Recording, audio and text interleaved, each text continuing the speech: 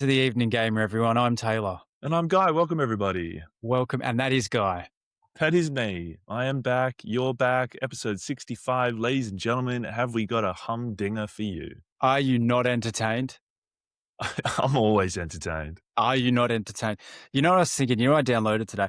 Actually, here's a talking point. Have you done a clear out of like your Xbox or your desktop lately and just gone, man, fuck all these games?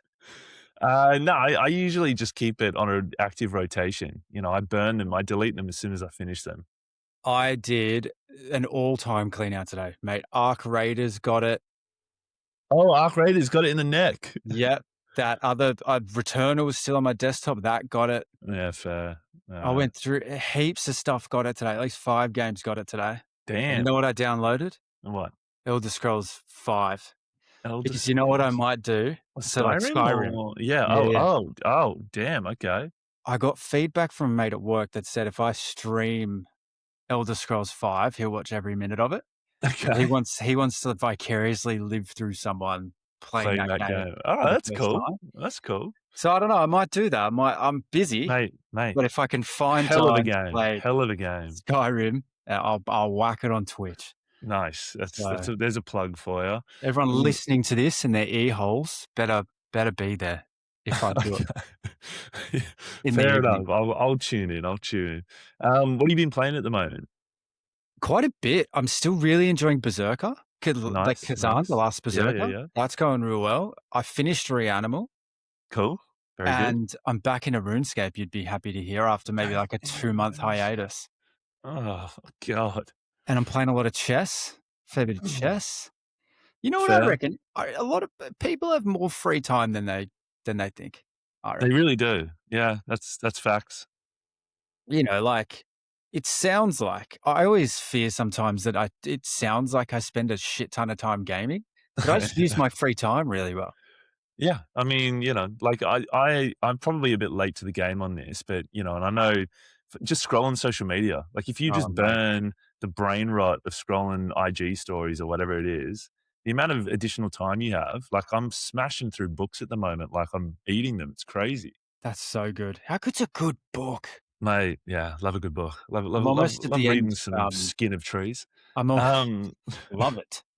Love it. Get a Kindle. in the 2026 guy.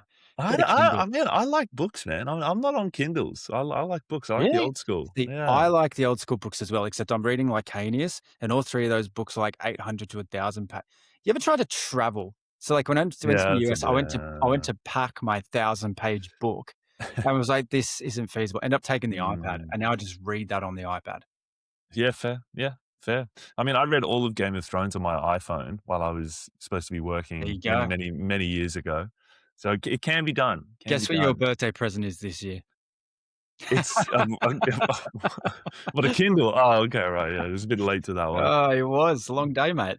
Long We have a day. double episode for everyone listening, We and do. thank you for listening. I am actually doing Reanimal, the game I recently finished, and I realized that I just didn't even return fire at you just then. What are you playing currently? That's okay. I was waiting for my opportunity. It's fine. I've been playing Star Wars Outlaws, which was panned pretty hard when it launched, and I'm really enjoying it. I'm having a Okay. great time. I'm quite surprised it got as hard hit as it did. This was the sort of Ubisoft Star Wars game, and like one of the things I'm finding really interesting about it is like their core code or their sort of toolbox that they use when they make Assassin's Creed games or any of these kind of open world games. Mm.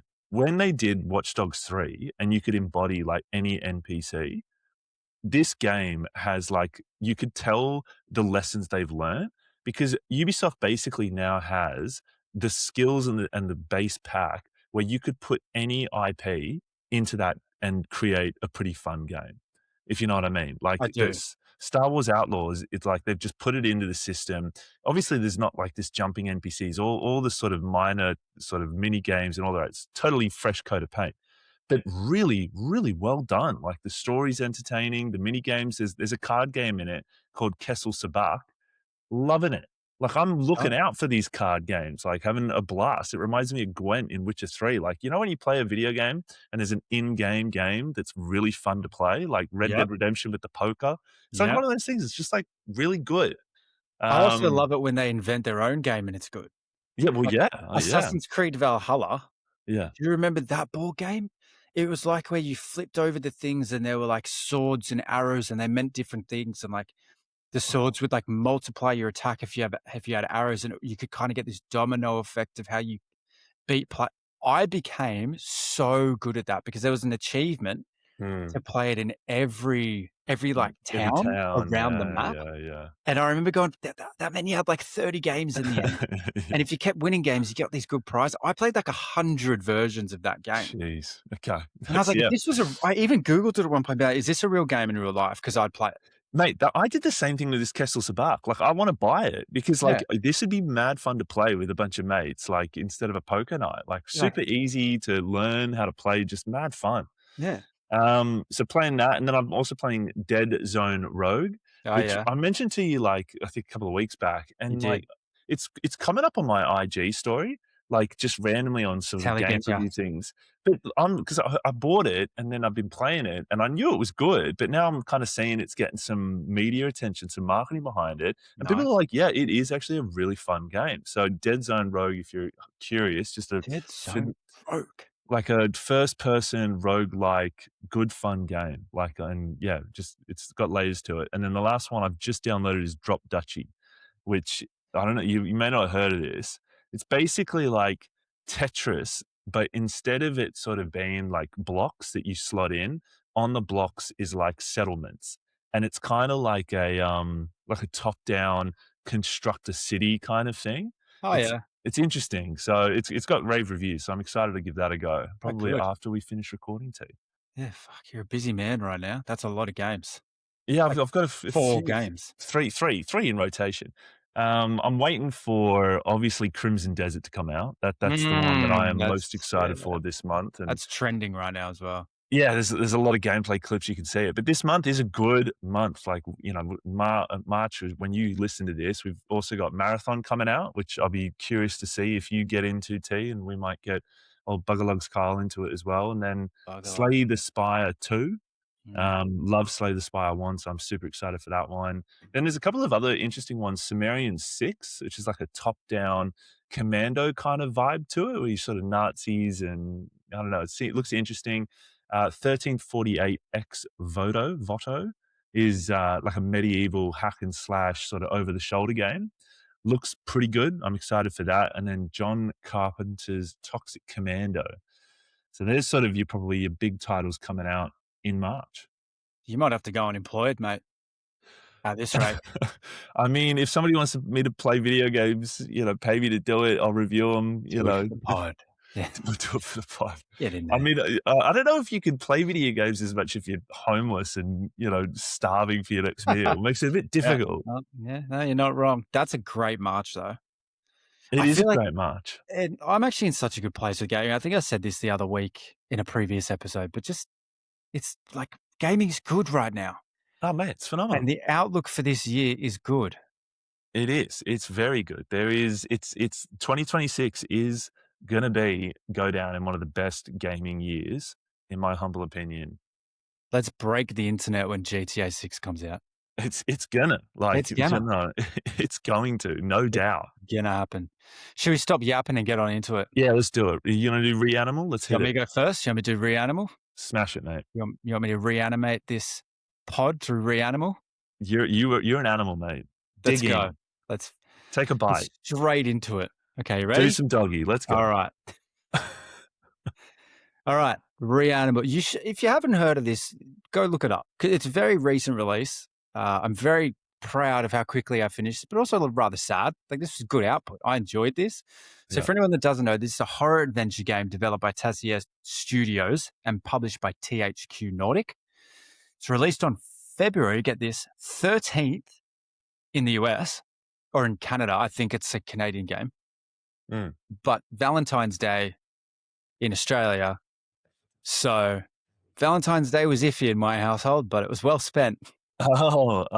Yeah, I got criticized. Somebody saw that I was gaming on Valentine's Day and said, who was it? Said to his partner, going like, "I hope Guy's looking after his missus there." I'm Yeah. pretty sure I was really hungover, so, I feel like apologies to the ball and chain. I feel like our generation has been like, "You know what? Valentine's Day, let's just do something small Oh, together. man. Let's I not don't do like the whole queue at a restaurant and spend $5,000 because it's Valentine's Day. Let's just show yeah. each other that there's appreciation here, and then Yeah. let's sit down and play some I Reanimal." totally agree. Like, it's just a marketing whole ploy thing. Flowers go through the roof, chocolates go through the roof, restaurants are 100%. booked out, and you're just like, "Man, just do it on another day. Do it on your 100%. Or do anniversary." it the day before. Yeah, definitely, man. Get this though, price tag $50. So that was a Lovely. hurdle out of the way nice and early. Tarsier, I think I'm saying, or Tarsier, I don't know. Your guess is Apologies. as good as ours. Correct me if I'm wrong. Email me. Give me a slap around online. Tarsier did Little Nightmares 1, 2, and then left for Little Nightmares 3 to Yeah, work on that's Reanimal. right. But this may as well have been Little Nightmares 4. Like, I don't know how the IP disputes are going between Bandai Namco and these guys, THQ and Tarsier, but like Yeah, it's chalk and chalk. right, okay. Not in terms of a quality comparison. We'll get into that in a moment. Yeah, But you may as well call it Little Nightmares 4. So let's get on into it. okay. Storyline. And I've taken on everyone's feedback. Everyone hated me reading the Well, Silent Hill review. hatred's a bit strong. That was a lot of what I got. So I'm back to the old winging it on a whim. Okay, So I'm so let's keen for this. back to the old ways. There's really no introductions in games like this. Like if you've played Little Nightmares 1, 2, or 3, you'll know how they roll out the storyline to you. It's very intermittent. There's very little talking. Mm, It's not a game where you're really up in your character's grill. As you know, it's 3D, but it's of that very 2D feel. Like mm, you're playing on a Game Boy, right? Like you're looking side on your character. That's how these games are designed. yeah, But it starts with you looking up from what looks to be a hole in the ground with kind of four faces looking down on you, like you're kind of, I don't know, have fallen, something like that. And then from there, the kind of screen reddens, you wake up rather in a room in a house in a city with your brother who goes on to be your either co-op NPC or yeah, your co-op in RL friend who has the other controller. right, Throughout kind of the storyline and the gameplay, you have these continuous flashbacks, which kind of build context, mm, but more add to the eeriness more than anything. Like you have flashbacks of like really eerie stuff of like demented animals and like what look to be like rituals in a way. And without giving anything away, these flashbacks just kind of build this substance of the story. Like something else is going on here. Like this isn't just a mm, survival escape horror game. Like there is something of substance that happened to you before you ended up here that right, you need to unravel. yeah, That's really all I can say about the storyline. The aim of this game, as it always is, just make it out alive. okay, World build. I'll say it again. For anyone that's played Little Nightmares 1 or 2, this world will be super familiar. It's dark, it's eerie, it's got gothic overtones, death surrounds you everywhere. Tarsier, for me, has done like a really great job of building post-apocalyptic worlds with this element of like cosmic terror. mm, And what I mean by cosmic terror is like we know we know mainstream horror, contemporary horror, right? It's the demons, it's the closing of doors, it's the shadows in the corner, it's the people flying around, it's that type of stuff. yeah, People coming and going, it's scary dreams. Whereas this game in particular, Reanimal, did such a good job of that cosmic terror element, like where some of the enemies that chase after you are like worms. Like they use their teeth to kind of crawl towards you on the ground. Like they're like obelisks. They eat themselves, like in the corner. They crawl through people and come out of other people like they're teleporting. yeesh, Um, they extend their neck through pipes that you're running through and chase after you, kind of like gaping at you and biting after you. Like Tarsier's done such a good job of building post-apocalyptic world with that element of cosmic terror yeah, that you're just immersed the whole time. Like mm, you're not really safe. Like you walk into a new room and there's some random shit in the corner and you're like, is that gonna animate itself come to yeah, life? chase me? Like, what's doing you? So you're not on edge, but you're just constantly immersed in the world that is Reanimal. And Yeah. there's also this like element of like World War One there as well. Like Mm. you're kind of jumping in a town that's really dark. There's smoke, and there's this World War One war element going on. Like there's a couple of levels there where you got like a sniper shooting at you from God knows where. You got to kind of dodge it. It's really good. It gives. Have you ever read 1984 by what's his name? Greg? Oh, I've forgotten his name. Anyway, the book 1984, post-apocalyptic world. If you read that book, this like Reanimal brought that book to life for me in terms of the world. Anyway, level design, loved this. Like there's so many secret passageways throughout the world. They experimented with like different time warps and different dimensions in a few levels that changed the environment. Like for example, there's one level where you have like a lamp, and if you illuminate a room, it's different to how it is when it's dark, and you need to use things that are only in the lit room to solve problems that are only in the dark room, like little things like that. But more than anything, I just really like how this game plays in terms of a level design, in terms of a world build. Like when you play Reanimal, you feel like you're at the end of the story and you've got to make your way back to the beginning. Right. You know what I mean? In terms of a storyboard, in terms of storytelling, Yeah. like you're at the end, you've been captured, you've been held hostage, you've been taken through, into the roots, into the depths of this world, in this environment. You've been shut in a room, and the world's like, "Hey, make your way back to the beginning and figure out what happened." And I kind of love that, like that Yeah. reverse role play of storytelling. Like it's so good to be here at the end and figure it out as I go through. I just really love the way that it plays. Nice. Going back to the book, is 1984 by George Orwell? Is that Yes, the George Orwell. good Yes. old Greg. Oh, I couldn't get, Good old Gregory Gregory Orwell. Gregory Isaacov out of my head. He's a musician. I couldn't get it out of my head. I don't know why. Okay, okay. But yes, George Orwell, like, when I read that book and then played Reanimal, I was like, this was the world It's I was got envisaging. similarities. Okay, Yeah, alright. from that Yeah, book. nice. Great book, by the way, if you haven't read it. Character development. Character development's interesting in Reanimal because, as I said, a lot of the storyline is done through flashbacks. There's not much talking. But you find a lot of your friends scattered throughout this world, and they have their own little things going on, and everyone's kind of trapped. You form relationships with them. There's a moment in this game where you're like a party of five because Yeah, you've right. rescued three of your mates, and you seem to have like a really close bond with them. You navigate puzzles with your co-op NPC or in real life friend, Yeah. and you offer different things throughout the storyline as well, which has been a main theme in Little Nightmares as it goes. Like in Little Nightmares 3, one of you had like a hammer and the other had a bow, right? And so there were hammering challenges, and then there were things that the bow were used for. And there's kind of this perfect storm of how the characters work together. And I just really like that. Yeah. Um, Also, when there are those moments where someone doesn't quite make, because you get chased a lot in this game. Someone doesn't quite make it. You kind of feel that. And I think it's because you're so small in this game and everything Mm. else is so big. Like you play as a child. And I just think they do a real great job of not only the character development, forming bonds between characters that largely say nothing to each other, but also making you feel super vulnerable so that when something happens, you really feel it. Outside of character development, there's not much else to talk to without Mhm. spoiling it, but pretty good. Mechanics, I used to have qualms with how these games play, especially with the way that you look around. It's really difficult when you essentially got to move side to side, right? But you can't see what's in front of you. Do you know what I mean? Yeah. Like on the Yeah. plane of how you view things, it's hard to know to go left or right, where the door is exactly, where exactly do I jump? But I didn't have that problem in this game. Like Hmm. it seems that I don't know if it was like some sort of aim assist that they did in terms of navigating difficult terrain a little bit better. Like, in some games how you go to cross a really flimsy bridge and you realize you can't fall off it halfway through. Yeah.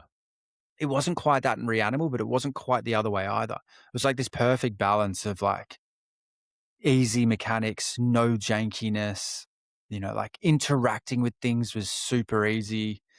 It wasn't strenuous on the hand. It was easy to sit back, enjoy it and enjoy it with the controller, and also interacting with things like tools and weapons was Mhm. fantastic. Like you constantly have a flashlight which you need to aim around, but just 360 on the analog was fine, which isn't something that they nailed in a lot of the other Little Nightmares. So no jankiness, mechanics, all good. Gameplay, challenge, and entertainment. I've tied these all in. Gameplay's super fun. Like there are moments where you've got to hide. There are moments where you're running. There are moments where you're smashing. There are moments where you're interacting with different weapons. You drive a tank at some point. You navigate watery terrain in a boat. There's heaps of different hidden areas which you need different tools to interact with.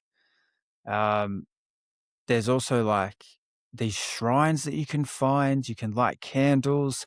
There's these shadows and different coffins in different areas that contribute to different endings.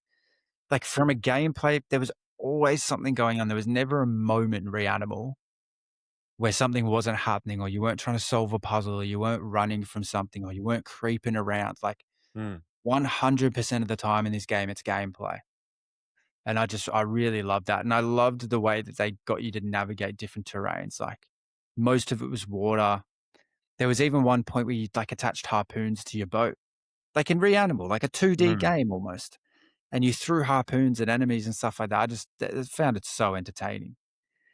Loot and extras. Nice. Yeah. Outside of the shrines and the shadows that you could find, and what I mean by shadows is like you found remnants of some of your other friends that you couldn't save and how they came to their demise and the darkness behind this place that you're in. And if you find all of them, it contributes to different endings as you go. But there's also some super fun achievements if you don't rush through this game and if you look around. Like in the first area, there's just this random like tied up guy that's obviously like imagine you a dead body like tied up in a tarp, right, with the rope around the neck and the midsection and the ankles, and he's just sitting on like a beach chair, like looking over a cliff. You can actually go up behind him and push him off the cliff, and you get an achievement for it. And like I just love that as like a little bit of an extra thing. It's like it was like 0.5% of gamers unlock this because not like Yeah, yeah. who goes. That's just how I game. Like I saw him sitting there, I was like, it'd Yeah. be so funny if I could push this guy off the cliff. Little things like that. And afterwards, when I went through the achievements, I was like, there's so many of these I missed. Yeah, right. You know, like if I'd just That's been like nice. looking around, it would have been so much better. They also did these hats, which are wearable, like they're customizable. There were so many different hats scattered throughout the world. They did these posters, like achievement art as well. That was around every, you know, in little hidden areas, around little corners, and in every nook and cranny. Um, and yeah, as I said, the shrines as well. There were these 5 different shrines that you could find, and so a lot of it's secret areas, right? I mean, you Right, can't right. apart from puzzles, like it's puzzle based, so you can't get like Yeah, tons of different mini games in here, but there yeah. were heaps of like different little extra things there that actually altered the gameplay and altered the ending as well. So Hmm. big fan of this. Are you ready for the ratings? Are you ready for the Yes, hit numbers? me, hit me. So storytelling and gameplay, right? Let's go storytelling. Storyline 9, loved it. Loved the ending. It made Wow. perfect sense to me. I didn't have to read a Reddit post. Nice. I guessed it. It made sense. They rolled it out perfectly. World build 9, loved it. I love gothic overtones. I loved how they immersed you in the horror. It was fantastic. Character development, there's only so much they could do here, so I gave it a 7. I thought for what they did do, it was a fair hit out. Yeah. So storytelling comes in at 8.3 out of 10.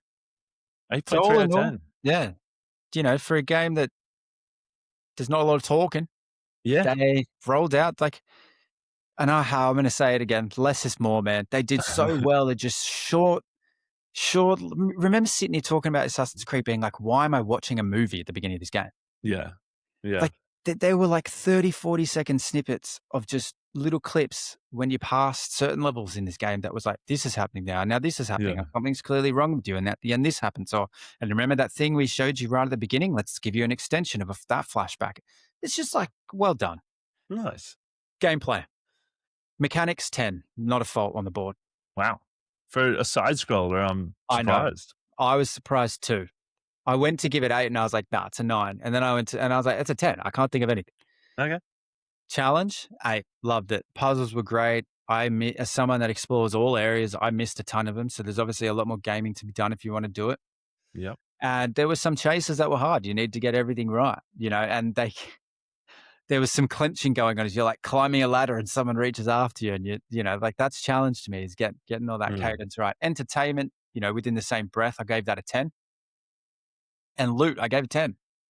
Wow, really? Loot 10 just Yeah, with the hats and all the additional little components. Alright. there's so much there. The weapons that you could find, the hats, how they gave you the hats, which I won't spoil for anyone, but that was Yeah, fun as well. The shrines that you could find that altered your ending, the shadows that showed you more about the like, these are all loot and extras for me, the achievements yeah. of pushing the guy off. It's like, when I think of what this game could have done, I think they did every avenue from a loot and extras perspective that they possibly could have, and they did it well. So I can't give it anything less than a 10. Fair, fair. All right. Okay. Jeez, Co that's we're pairing Reanimal with the game I'm reviewing today, Mafia: The Old Country, and it's going to be chalk and cheese here. And using your favorite saying here, I think what Hangar 13, who is the developer and was published by 2K, what they did is fall into the trap of less is more. They did Mafia 3, and I loved Mafia 3. I was one Mm, of those rare people who had a great time driving around that world, the bayous, taking over areas, having capos. I like games where you progressively take over regions. Like that there's mhm.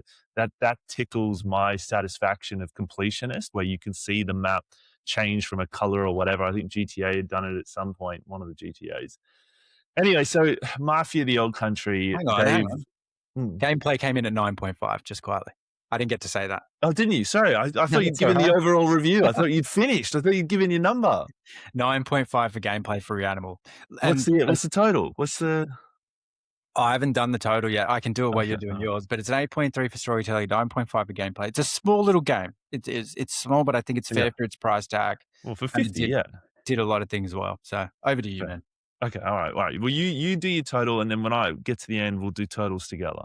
I'll sort of Okay, reveal at the sounds same good. time, although Love it it. sounds like yours is gonna be like a 9.8 or something. I can probably guess it with the amount of 10s you drop there.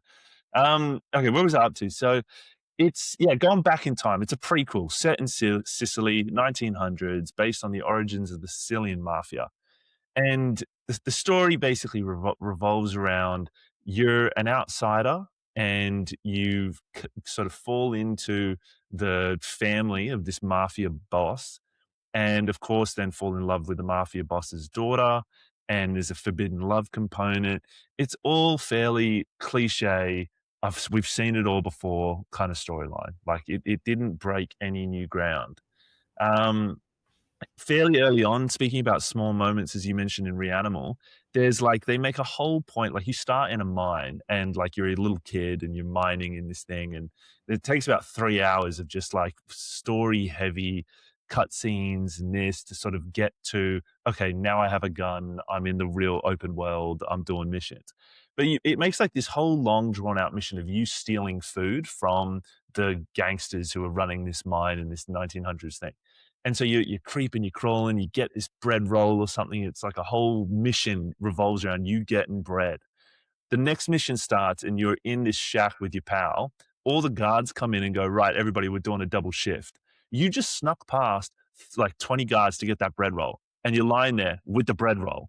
And you're just like, who, like, did a different team storyboard part two? Like, what the fuck is that? Like, you just sit there Yeah. with the bread roll that you stole from them. Like, where's the continuity there? Like, if you were doing this in a movie, you'd be like, you got to hide that bread roll, buddy. Like, I don't know. It's just those little small things that you see, and This you just go yeah, well, this like that comes doesn't make back to sense. what we were talking to Ollie about in Kingdom Come: Deliverance, how it's like, Mm, if you'd stolen from a stall in that game yeah, and someone had seen you, but you'd gotten away, and then you came yeah. back many days later, they'd recognize you. It's like, that's a commitment to continuity right there. Exactly. Like In this, that's it just seems built like, into the game. and this is the problem sometimes, it seems like once you've done a mission, it's just forgotten about. Like, Kinda, in yeah. the game's storyline cadence, where it's actually like You're a part of right. your You're right. journey You're on it. you're Like, you're 100% right. Like, think about how many games, like, even like a Red Dead, where it's like you rob that store, and then, a couple of in-game months go by, and you go back, and it's like, "Oh, you murdered his wife last time, and this time it's like, 'Hi, like, let me sell you my wares.'" And you're like, "Alright, whatever." Like, alright, that's just dude. gaming stuff, yeah. Yeah. Yeah, Anyway. I think it just comes back to, what level of realism do we want? And I think it's probably somewhere between Kingdom Come and them clearly not caring about their bred in Mafia. Yeah, you're right. They're like, I think I mean, most gamers would say, look, the realism, they'd like it on the upper end of the Oh, scale, yeah. like, of course, I don't know. We're getting into a tangent here. Anyway, I love getting to so tangents. Give me the weeds. give me the words. Um, so they pitched this game as it wasn't really an open world game, yet it had all the hallmarks of being an open world game. And I think what the developers did, because they also Hangar 13 did Mafia 3. Mafia 3 got really heavily hit for its sort of its open worldness. It wasn't quite this kind of Mafia game, like because people played Mafia 1 and 2. They're fairly linear games. They're not really super open world from memory. And they were like, they changed the whole thing up. And some people liked it. Like they probably took a leaf from a GTA kind of thing of, being able to roam around, drive around, various cars, weapons, loadouts. Like, they put a lot of mechanisms into that game. This game, they peeled it all the way back. Like, I think they listened to the criticism so much that they were like, we're going back to what Mafia 1 and 2 kind of were and Mm, make that kind of game. And it just kind of fell in this no man's land where it's like, it's an open world, a beautiful map, like 1900s Sicily. Like it's a love letter to like that period. But you play the game and it's like, there's these set pieces that are just there's so many areas in the game they just never take it to. Like you'll roll up on like sort of this whole sort of dock and you have a brief shootout at the very front of it, and then you're sent off somewhere else. You got to jump in your car and drive somewhere else like real quick. And you kind of like that area was so stunning. I was in it for all of about 10 seconds, killed 3 guys, and then it was like time limit, like you got to go on somewhere else. And like I went back and found that area and it was like you could have done so much more with this game. Like, and I just constantly had that feeling of going, this is like it's like a demo. Like it's like this light touch of a game that just never dives very deep. And it's a real shame. Like they're sneaking around. The shooting is there. The shooting is average. Okay, it's cover shooting. It is what it is. There's like no leveling up. There is like collectibles, but there's no real interest to do it. Like it doesn't add anything apart from yeah. minor content. The driving is junky, but it is because it's 1900s. You're driving old cars. There's horse racing, but it just doesn't have like the world feels empty. Like it's just the story. That's all you do, and the story isn't even that good. Like, and one of the most frustrating things, and I will ruin this game for any listener who hasn't played it because I'm that annoyed by it and like recommend you do not waste your money on this. The whole thing revolves around him falling in love with the mafia boss's daughter. This guy takes out his enemies, his like the don of other gangs. Like this guy goes hell to leather for this don, then tries to run away with his daughter because it's the mafia lifestyle, people are getting killed. And of course, the Don is like takes it as a personal slight that his favorite adopted child is like with his daughter instead of being like, I accept you. Like you've done so well. Like, I wouldn't be half the man I am without you and all the people you've Mm, murdered for me.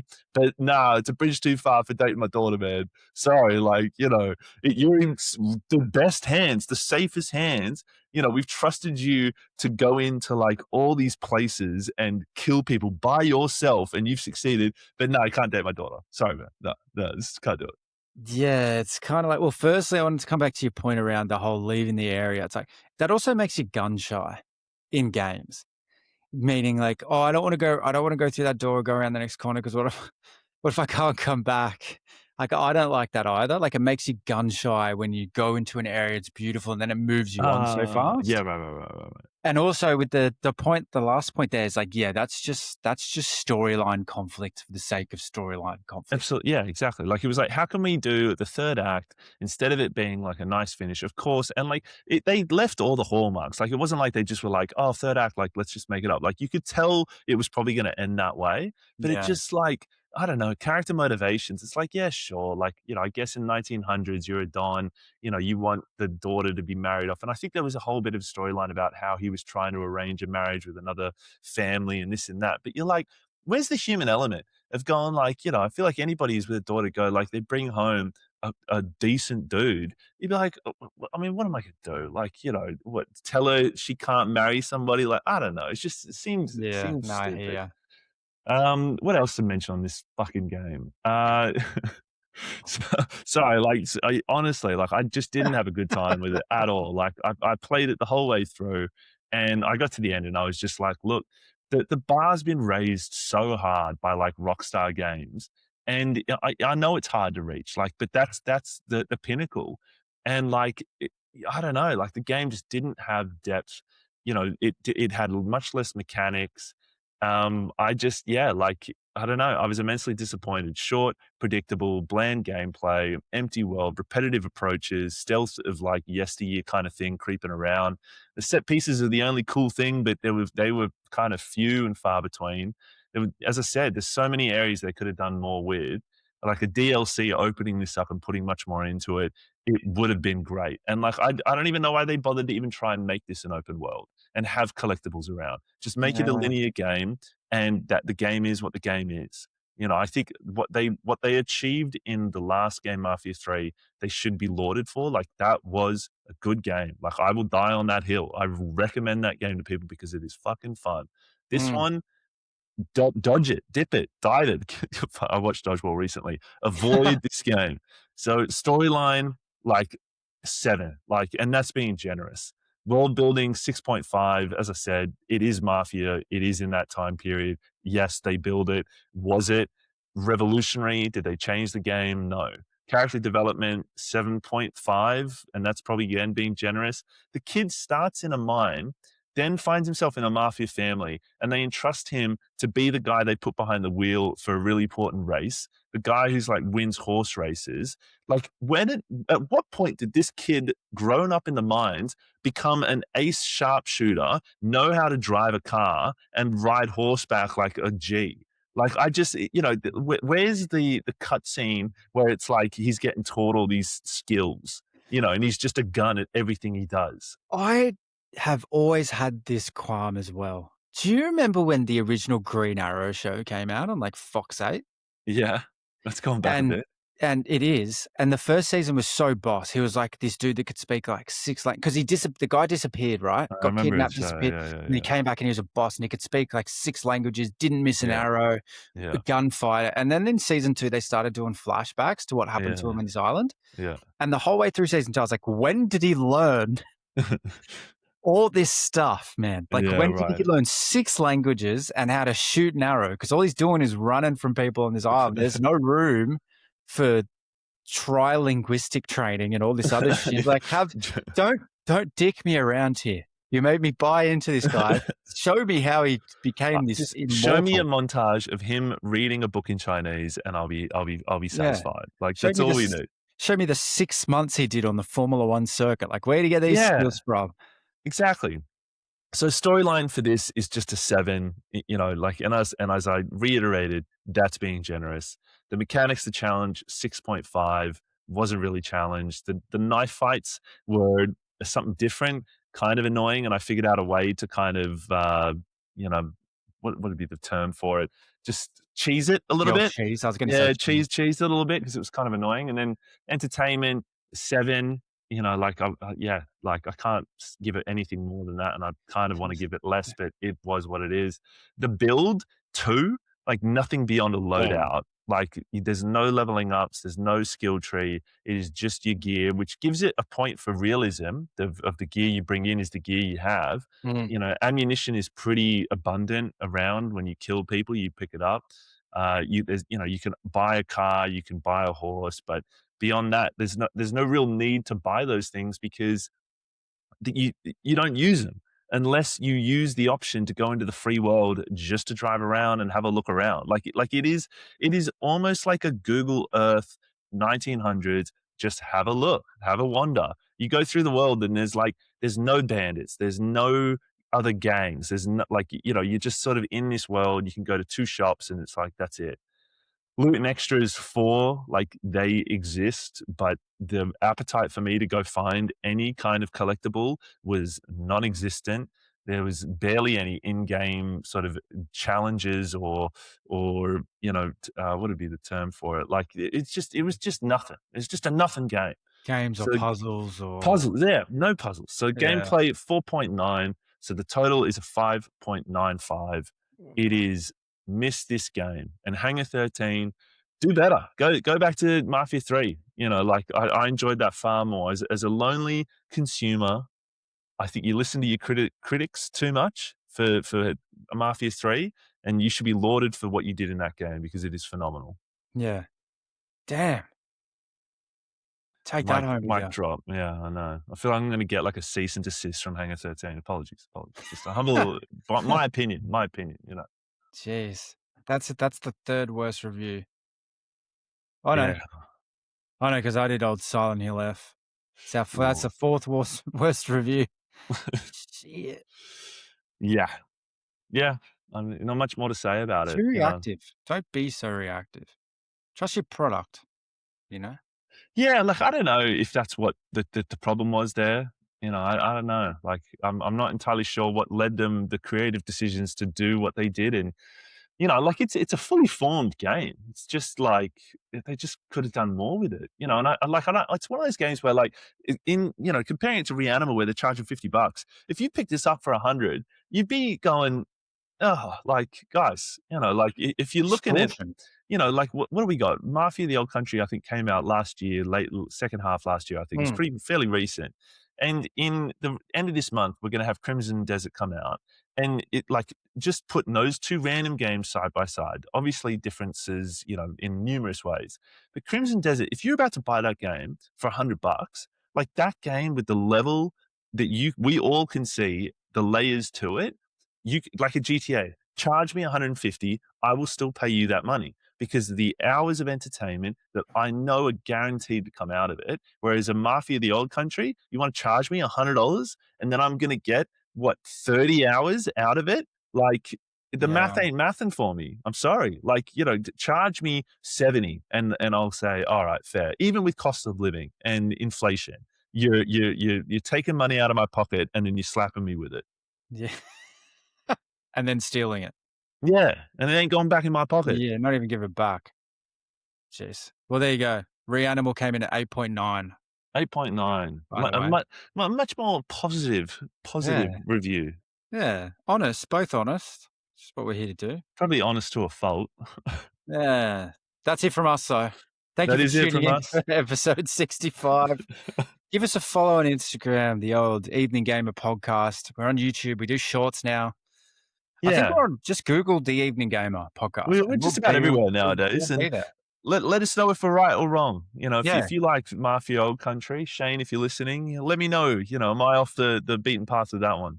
exactly. Email us as well, info@theeveninggamer.com.au. But most importantly, keep leveling up.